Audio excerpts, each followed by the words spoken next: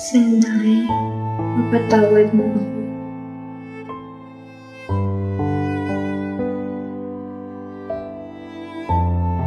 Tagmamahal, Kariel.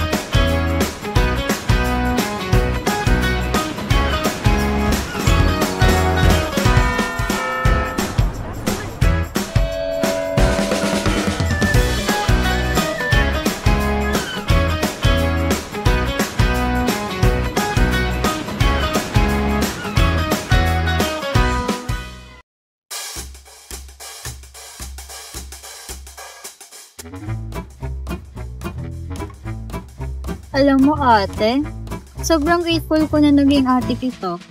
Aba, dapat lang. Ano ka ba? Wag ka na magdrama. Tara na! Sige.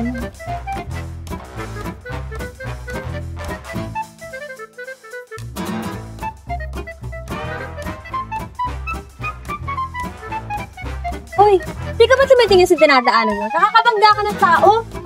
Kinakausap kita. Pasensya na po. Ate, ano ba? Ano ba?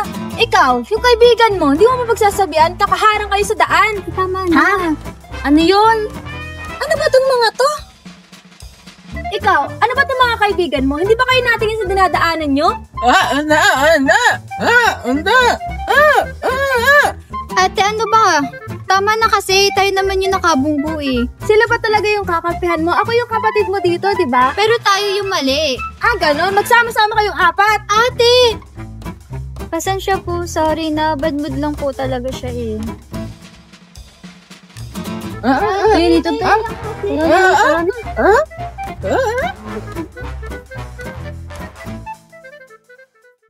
Sa bawat salita, sa bawat tingin, sa bawat pakikinig, nagsisimula ang tunay na pag-uunawaan.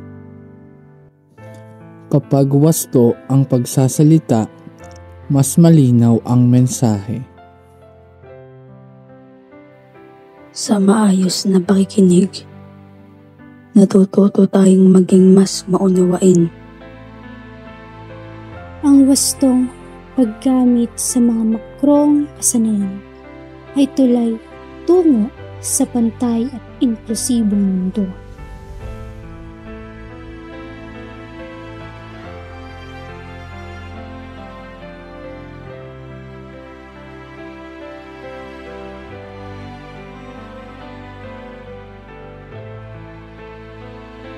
Mahal kong ate, alam kong alam mong mahal na mahal kita.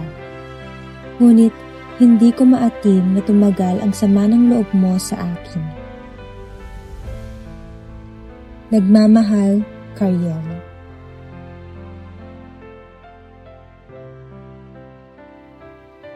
Ang pagsulat, pagbasa, ay pag-uunawaan.